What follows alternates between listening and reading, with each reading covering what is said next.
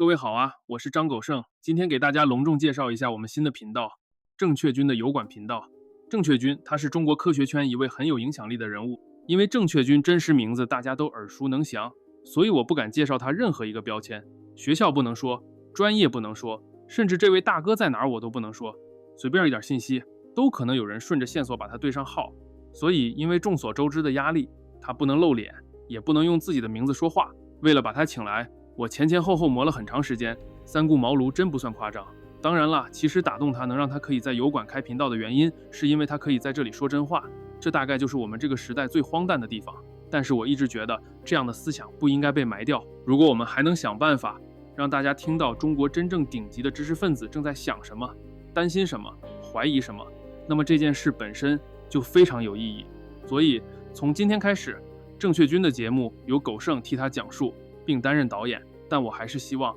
有一天他不再需要躲在正确君这个名字后面，等到那个时候，那个春暖花开的时候，他可以坐在镜头前亲口把这些话说给大家听。这期节目的念头最早出现在王洪和邓玉获得菲尔兹奖之后，那几天整个中文互联网像过年一样，红榜刮出来了，喜报铺满屏幕，公众号的标题一个比一个热烈，中国数学的春天来了，扬眉吐气了，这是我们的国之重器啊。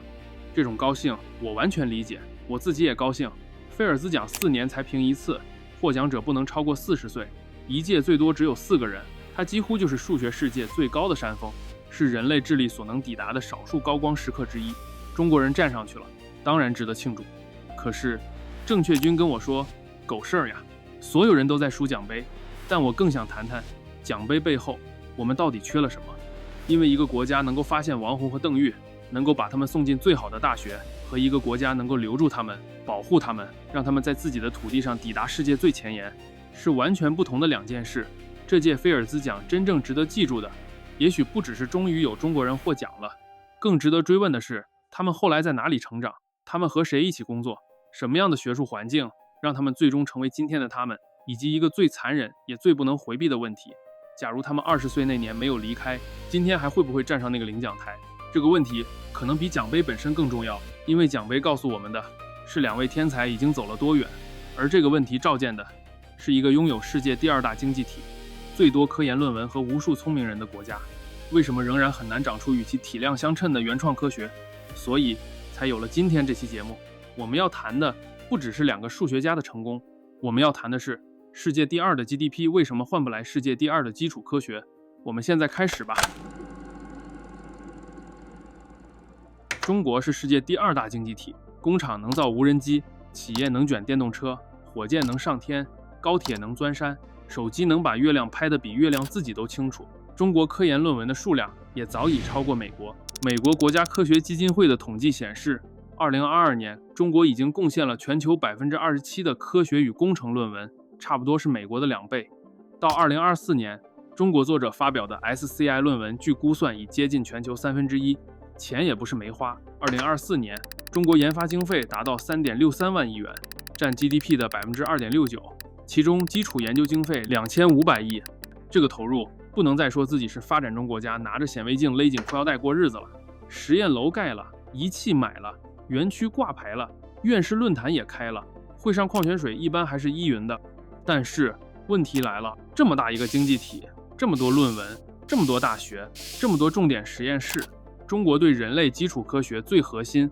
最原创的贡献，为什么仍然显得和体量不匹配？我们不妨先打开诺贝尔奖的账本，跟中国直接相关的诺奖，刘晓波是和平奖，高行健和莫言是文学奖，而且高行健获奖时已经是法国公民。自然科学领域，中华人民共和国本土培养、本土完成主要工作的代表性获奖者，基本就是屠呦呦。但是青蒿素的有效成分是1971年前后分离出来的，属于改革开放以前启动并完成关键突破的研究，所以这个科研成果跟中国改革开放取得的经济成果是毫无关系的。当然，你要跟我说杨振宁后来恢复了中国国籍，高锟出生在上海，1949年举家迁居香港，曾任香港中文大学第3任校长，而香港也属于中国，那我也无话可说。但我们今天讨论的不是血统鉴定，也不是诺贝尔奖户口普查，我们讨论的是一个制度能不能长期稳定的生产原创知识。诺贝尔奖当然不是完美指标，还有几十年的时间滞后，每个奖最多只能给3个人，还严重偏向少数传统学科。中国也不是没有重要成果，大亚湾中微子实验、量子反常霍尔效应等工作，都是真正有国际分量的研究。我们不能为了批评中国科研，就把中国科学家几十年的工作全部一剑清空。但把时间拉长，跟日本、德国、法国、英国这些经济体相比，中国真正改变学科方向，重新定义问题，让全世界同行跟着走的基础成果依然偏少。原因是什么？我的判断非常明确，不是中国人不聪明，不是中国人不会考试，也不是中国家长小时候少给孩子买了2套奥数题。决定性原因只有一个：制度。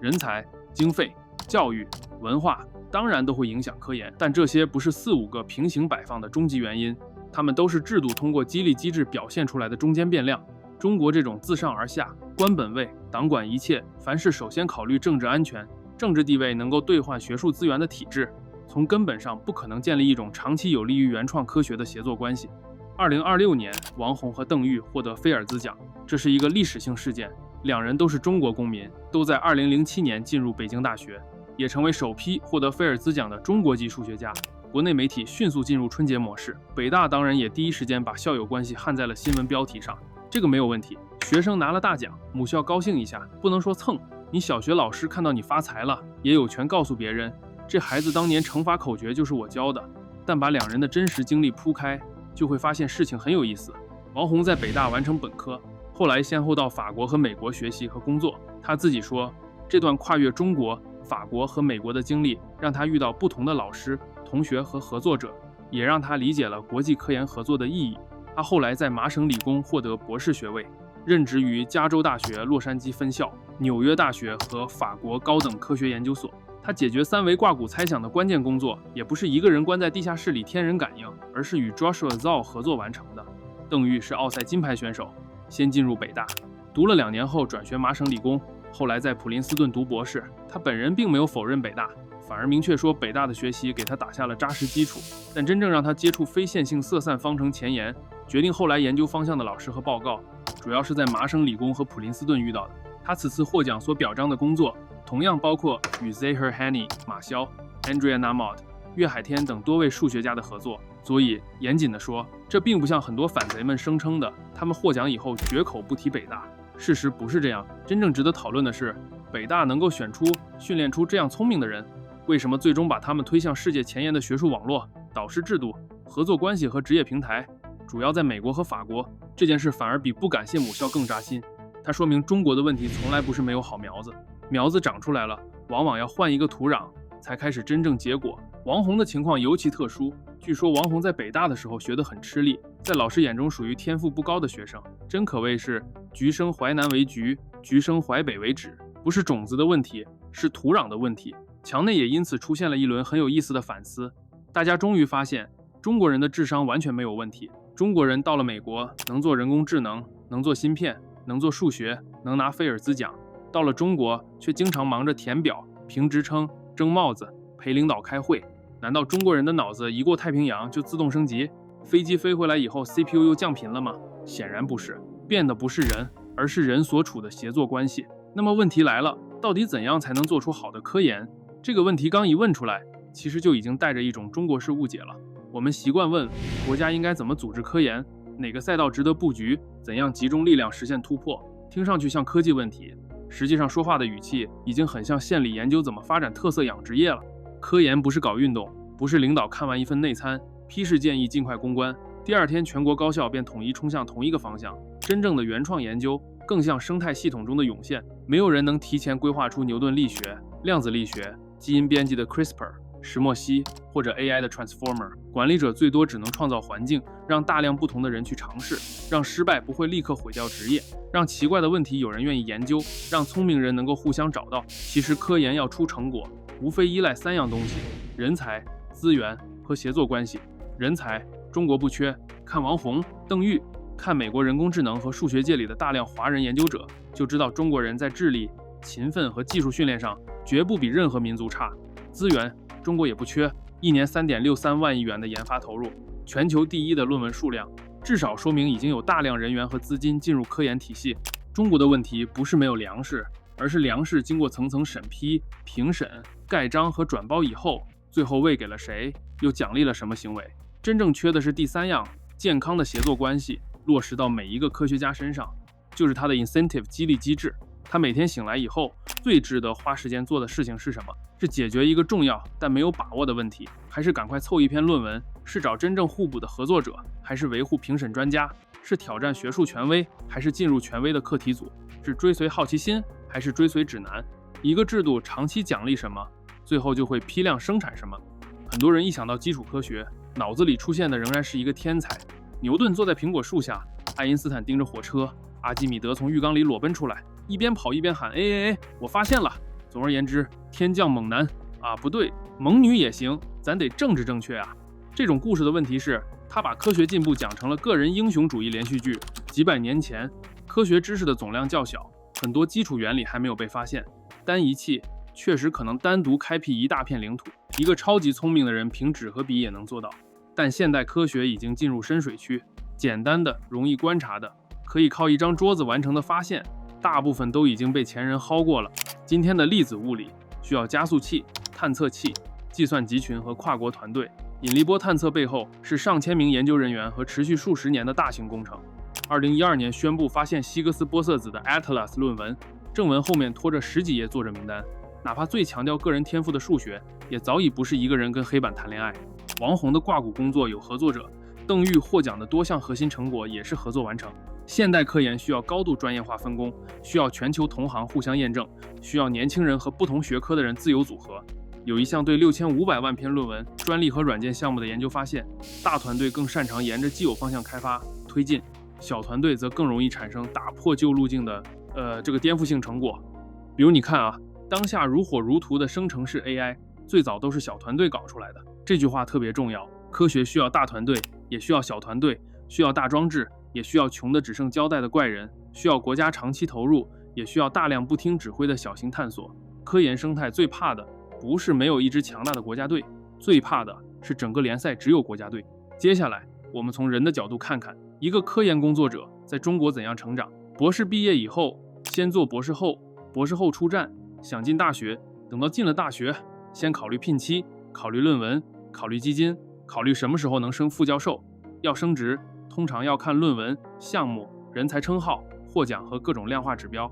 于是他开始申请国家自然科学基金，写研究基础，写技术路线，写创新点，写年度计划，写社会效益，有时还要把一个本来不知道能不能成功的科学问题写成3年以后一定可以按季度交付的装修工程。第1年完成理论框架，第2年实现关键突破，第3年形成国际领先成果。宇宙看了申请书都得按计划运行，但关键是这种花大量时间准备的申请审批工作，最后拿到的钱通常都少得可怜。早期青年项目常见的是几十万元量级，这点钱就别做什么正经科研了，拿来给学生买电脑好了。更大的问题还不是钱少，而是大量年轻人要反复申请，成功率有限，申请结果又与职称和职业安全高度绑定。2020年，中共中央、国务院发布教育评价改革方案，公开承认高校长期存在唯分数、唯升学、唯文凭、唯论文、唯帽子的顽疾，并要求不要把论文数量、项目数量和经费金额直接与绩效奖励挂钩。你注意，这不是境外势力的污蔑，是他自己的诊断书。著名数学家许晨阳的经历是一个很好的切面。他在普林斯顿读博士，在麻省理工做博士后，2012年回到北大，6年后又去了麻省理工。许晨阳明确说，他不是因为北大对他不好，物质条件也已经不错，真正的问题是软环境。他列了3点：学术风气浮躁，学术不端的惩处不足，对年轻人支持不够。他还特别提到，一边是年轻人为了申请各种项目浪费大量时间，另一边是大量经费集中到少数已经功成名就的大牛手里。年轻学者很少进入评审委员会，国内仍然过度看重资历、头衔和过往地位。他用了一句非常准确的话：锦上添花太多，雪中送炭太少。这就是中国式科研打怪升级的问题。名义上你在追求真理，实际上你的职业路线越来越像考公。博士后是科员，副教授是副科，教授是正科，结清长江是处级待遇，再往上争院士，终于完成学术系统的封侯拜相。中国古代叫学而优则仕，今天叫科研工作者成长通道。换了 PPT， 底层代码没换。美国当然也不是科学家迪士尼乐园，美国博士生要给导师干活，博士后合同不稳定，助理教授要疯狂发论文，申请基金，带学生，教课，拿到 tenure 以前，压力大的能把发际线直接送进终身教职。美国教授也抱怨申请书、伦理审查、报销和行政合规，联邦科研体系的繁文缛节一点都不少。差别不在于美国没有表要填，差别在于权力更分散。一个年轻研究者可以申请联邦基金，也可以找大学启动资金、私人基金会、企业合作和慈善捐赠。美国国家科学基金会的 Career 项目专门支持早期独立教师，目标就是让年轻人建立自己的长期研究方向，不是先排队给老院士端10年茶。美国的制度也会把人逼成 grant writing machine， 但总体上，学术地位的评价是通过同行共同体来建立，而不是通过行政级别来确认。这个区别在院士制度上表现得最明显。美国国家科学院是私人非营利学术组织，不是政府机关，院士由同行选举，主要是一种学术荣誉。科学院可以向政府提供独立咨询，但院士身份本身不会自动给你配行政级别、办公楼和项目审批权。中国的院士名义上当然也是最高学术荣誉，但在现实资源配置中，院士往往不只是荣誉，而是项目、平台、人才指标、地方政府关系和社会地位的超级入口。一所大学有了院士，可以宣传；一个实验室有院士，可以申请平台；一家企业拉到院士，可以讲科技故事；一个地方请到院士站台，园区剪彩时横幅都更有底气。所以评院士就不可能只是学术判断。2025年，中科院和工程院都专门公布了防止说情打招呼的办法，明文禁止请托、游说、拉票、助选、贿选，禁止投感情票、单位票、利益票，违规候选人可以被永久取消资格。一个制度需要把不要托关系写得这么具体，说明托关系显然不是哲学假设。真的材料已经够荒诞了，比如著名的茅台院士。严格来说，茅台总工程师王力当年只是被贵州省科协推荐进入工程院候选程序，最后没有成为有效候选人，并不是真的当选了茅台院士。但一个白酒企业的总工程师能够进入院士推荐名单，本身就足以引发社会对院士利益化的质疑。相比之下，更扎实的案例是烟草院士谢建平，他因烟草减害相关研究，在2011年当选工程院院士，长期遭到公共卫生领域质疑。后来，工程院明确表示不再接受烟草科技领域候选人，并承认过去评价中过度看重行业税收和经济贡献。要我说啊，就国内这个体制，其实这个烟草院士还真是当之无愧，减少烟草的危害，让烟民可以多抽几年烟。毕竟据说烟草税是军费的大头，一根烟一颗子弹，那绝对是给我党的统治做了巨大贡献啊！就冲这烟草院士，那就应该封侯拜相，国士无双。你看，当院士背后的利益足够大，什么都能包装成科技贡献，白酒可以科技创新，烟草可以减害工程，再发展几年，没准麻将也可以申报复杂系统与脑科学重大专项。在中国，科研人员的收入是严重偏低的。我有一个朋友，前些年入职了一所中国西南地区的985大学，直接是副教授，但他的月薪你猜是多少？噔噔噔噔，居然有惊人的8000元人民币。这其实是个普遍现象，倒不是因为西南地区物价低，很多科研人员的基础工资并不高，而实际收入高度碎片化，绩效、人才补贴、项目津贴、横向课题、评审费、住房待遇、行政职务，一块一块拼起来，那这会产生什么结果呢？一个人不是只要把研究做好就能获得稳定体面的生活，他还必须拿项目、争帽子、进圈子、评奖、当专家、做行政，或者想办法从横向经费里找补。于是，科研经费不再只是做研究的钱，也变成了职业安全和收入分配工具。有人喜欢说，这是故意把科研人员工资压低，逼他们走灰色地带，方便组织永远拿捏。无独有偶，为什么中国贪官那么多，甚至无官不贪？要么就是不贪就升不上去，这也许是刻意为之。组织就是要逼你贪，你贪了，大家才是一条船上的。所谓一起扛过枪，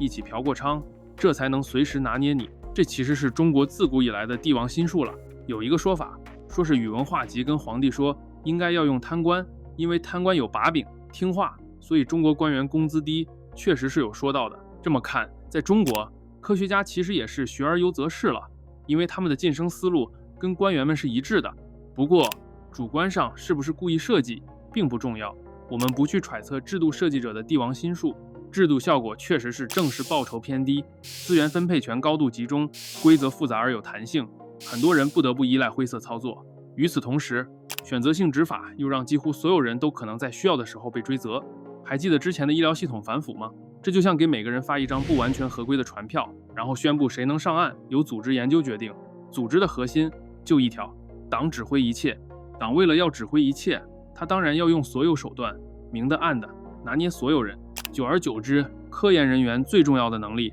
就不再是提出问题，而是判断风向。我相信大部分科研人员不是骗子，也不是坏人，他们只是在一个错误的游戏里理性的选择了正确玩法。讲完人的激励，再看事的激励。一个年轻学者想研究什么，理论上应该由他的知识积累和好奇心决定，但真正昂贵的科研需要大型仪器、团队、数据和长期经费。大钱掌握在政府、大学行政体系和少数大课题负责人手里。于是你申请项目时，必须学会揣摩上意。今年心智生产力，明年人工智能，后年具身智能。领导刚讲完量子科技，全国就能冒出几十个量子产业园。文件里出现一个新词，第二天项目申请书的标题就能集体进化。这不是科研人员突然心有灵犀，这是向日葵看见太阳转头了。真正的创新经常一开始看上去毫无用处。李飞飞2007年前后提出建设 ImageNet 时，大规模收集分类数以千万计的图片，在当时并不是一个性感方向。很多人觉得这更像数据整理，不像高深人工智能。他和团队最后通过众包完成标注 ，ImageNet 后来成为推动深度学习突破的关键基础设施。2012年的 AlexNet 正是在 ImageNet 竞赛上引爆了新一轮人工智能革命。史莫西的故事更加离谱。安德烈·海姆和康斯坦丁·诺沃肖洛夫习惯在星期五晚上做一些不那么正经的实验。他们用普通胶带反复剥离石墨，最终得到了单原子层石墨烯，开辟了一个新研究领域，后来获得诺贝尔物理学奖。你把这个写成中国项目申请书试试看。项目名称：基于透明胶带反复粘贴铅笔芯的前沿材料探索。评审专家第一句话估计就是：科学问题不够凝练，应用场景不够明确，建议补充产业化路径。匈牙利科学家卡里科长期研究 mRNA 项目不被看好，基金申请屡次失败，在宾夕法尼亚大学还遭遇降职，但他继续研究，最终与德鲁维斯曼的合作奠定了 mRNA 疫苗基础，并获得2023年诺贝尔生理学或医学奖。这些故事不是说西方体系永远慧眼识珠，恰恰相反，西方体系也经常看走眼，关键在于它保留了足够多的缝隙，让暂时不被主流看好的研究还能活着，让不同机构、基金会、实验室和企业做出不同判断。创新靠的不是管理者永远正确，创新靠的是管理者无法把所有错误统一起来。什么叫涌现？就是没有人提前知道哪个方向会成功，所以让大量不同的人沿着大量不同的方向尝试。它的前提就是多样性，但党领导一切的政治逻辑追求的不是多样性，而是统一思想、统一行动、统一口径、统一方向。2021年，中共中央发布的《高校基层组织工作条例》明确规定，高校要坚持党管办学方向，党管干部，党管人才，党管意识形态，把党的领导落实到办学治校全过程。院系党组织还要对教师引进课程、教材和学术活动把好政治关，对职称晋升和考核评价进行政治把关。这不是我在说政治影响学术，这是制度自己说，政治必须进入学术活动、人才评价和职称晋升的每一个关键节点。你当然可以说数学公式没有意识形态，化学反应也不学习中央文件，但科学不是只有公式和反应，科学还包括问题能不能提出，资料能不能取得，同行能不能合作，失败能不能承认，权威能不能质疑，研究结果能不能发表。当然，如果我们把学术研究扩大到科学以外，来到了中国家长闻之色变的文科，事情就更悲催了。可以这么说，以后在中国应该不会再有意义的文科研究了，只要跟党的意见不一致的，通通毙掉。一旦研究者形成习惯，先判断这个问题能不能问，再判断答案能不能说，最后才判断它是不是真的，科学的顺序就已经反了。党管科研会产生一个经典循环，上面需要政绩，所以提出一个宏大目标，下面需要经费，所以证明目标马上就能实现。上面不懂技术，但需要好消息，下面懂技术，也懂上面需要什么，于是上面放一个屁，下面排成一台戏。汉芯就是典型案例。上海交大教授陈进曾宣称，自主研发出高性能数字信号处理芯片，获得大量资源和荣誉，后来被查出严重造假。科技部最终终止相关项目，追回经费并取消其承担国家项目资格。陈教授本人的处罚似乎也并不怎么严重，至少没有受到刑事处罚。2018年的红芯浏览器则号称拥有自主创新内核，还完成了2.5亿元融资。结果安装包被拆开以后，里面大量文件、版本信息和图标都指向谷歌 Chrome。人家不是做出了中国芯，人家主要做出了中国皮。这种事情为什么反复发生？因为项目不是从真实需求和同行竞争中自然长出来的，而是从政治任务里倒推出来的。领导说必须填补国内空白，于是下面最重要的任务就不是填补空白，而是证明空白已经被填补。真正懂行的人，如果说这个问题5年内大概率做不出来，听起来像思想不够解放；不懂的人说国际领先、自主可控、实现弯道超车，听起来像政治站位很高。最后，诚实成为能力不足，吹牛成为战略自信。这里咱们就要谈集中力量办大事了。集中力量当然能办一些大事，曼哈顿计划就是成功案例。但原子弹项目启动以前，核裂变已经被发现，链式反应的科学原理也已经建立。曼哈顿计划要解决的主要是铀浓缩、不生产、武器设计和工业组织问题，它是目标明确的超级工程。顺便说一句，是核裂变，不是核聚变。原子弹跟相对论有关系，但不是爱因斯坦写下一个公式。美国政府第2天就拿到了蘑菇云，工程的目标可以预先定义，基础科学的发现不能。你可以集中1万人修一座桥，因为桥的位置、长度和承重标准是已知的，你不能集中1万人，要求他们在2028年12月以前发现一条全新的自然定律。桥没修好可以加班，可是真理不加班啊。所以在开放式科研上，哈耶克确实比计划经济更懂这个问题。关键知识分散在无数个人手中，中央管理者不可能提前知道最值得探索的方向。集中力量擅长解决答案已知、路径可以拆解的问题。